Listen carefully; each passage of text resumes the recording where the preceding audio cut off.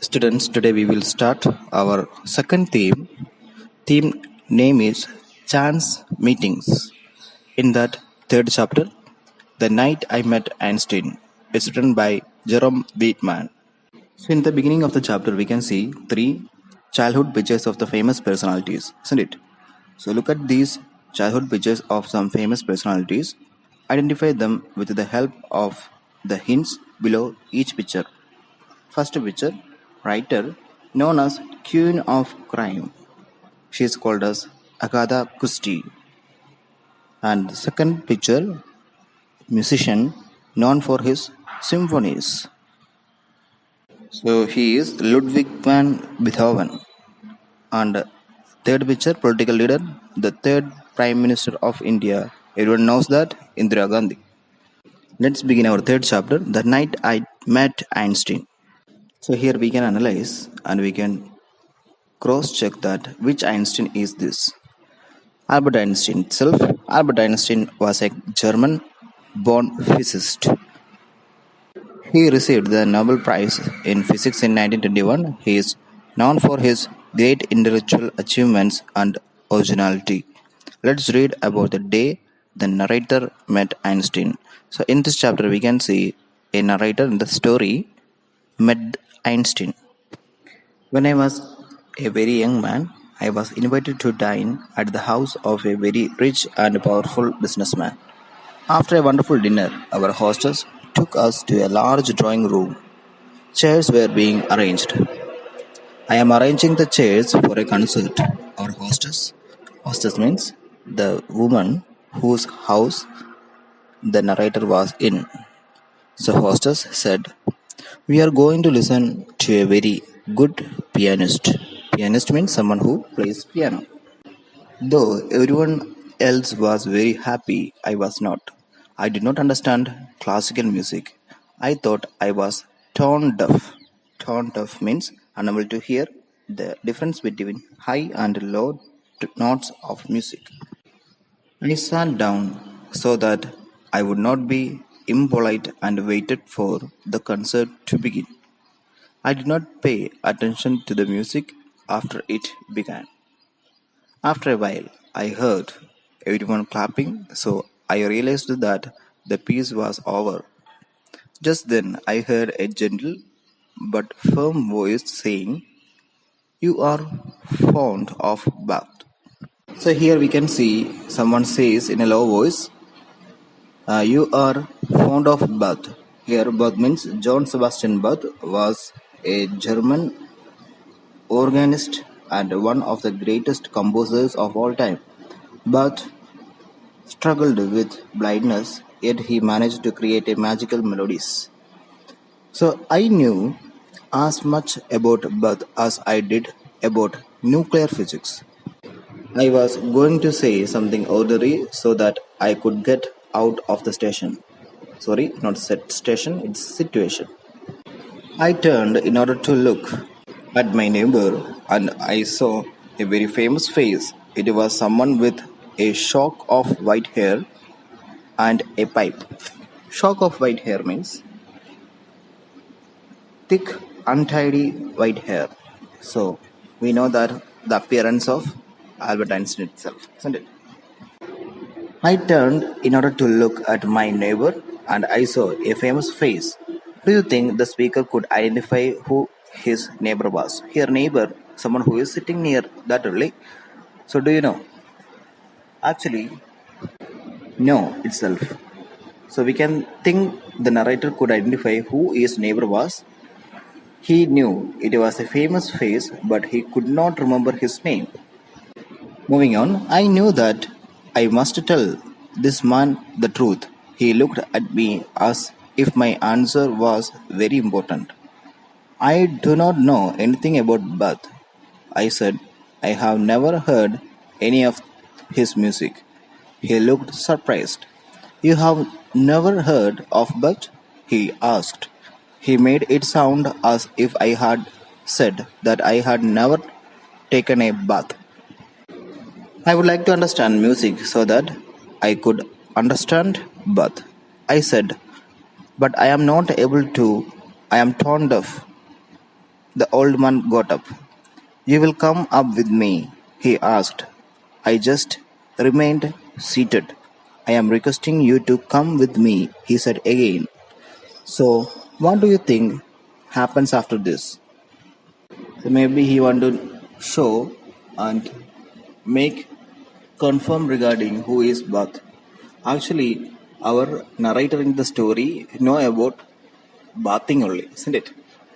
Every day we are bathing with water. That bath only he know, but he don't know about famous musician Bath. So I went up with him. He took me to a room which had a gramophone. It and asked, "What kind of music do you like?" Well, I answered, "I like songs which have words and the kind of music where I can follow the tune." He smiled and nodded, obviously pleased. "You can give me an example, perhaps." I told him I liked anything by Big Crosby. So, Big Crosby means Harry Bing Crosby itself was a famous American actor, jazz musician, and pop singer. His deep voice made him one of the best selling artists of all time. So his interest is not in classical music, isn't it? That is the main problem. So he don't know about any classical musicians. He know about jazz musician, American new trend songs. That type of interest who have our other have. At once, I could hear Bing Crosby's voice filling the room. "Now, can you please tell me what you just heard?" he said. The simplest answer seemed to be to sing the lines. So I sang it back to him. He smiled. "You are not tone deaf," he said. So in this dialogue delivery, we can see that the narrator sang well itself, isn't it?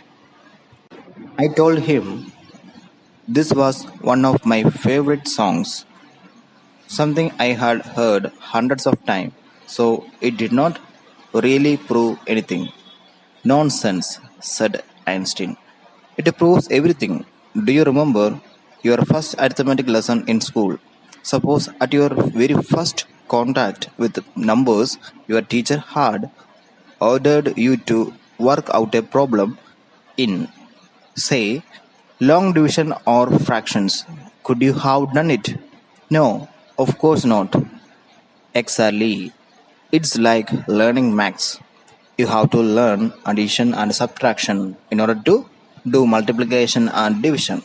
Now I am playing something a little more advanced." It was the trumpeted by John McCrockman. So McCrockmack was an Irish tenor who was famous for operatic performances and popular song repertories. "Sing that back," he ordered, and we went on from one level to a higher level until he was playing just music without words. I was amazed that this great man was paying complete attention to me so that I could learn something new. It was as if I was the most important person in this world. Suddenly, he got up and turned off the gramophone. "Now, young man," he said, "we are ready to listen to Bach." We went down and sat in the hall. "Just allow yourself to listen," he said. "That's all there it to it." I have heard that piece many times since that day, but I am never alone. I am sitting beside a small man with a shock of untidy hair and a pipe in his mouth. He has eyes that are usually wow.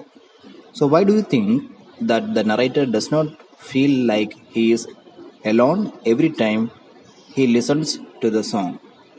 Narrator feels this was because every time he listens to the song, he understands that it was Mr. Einstein who made him realize that he was not tone deaf and taught him to appreciate good music.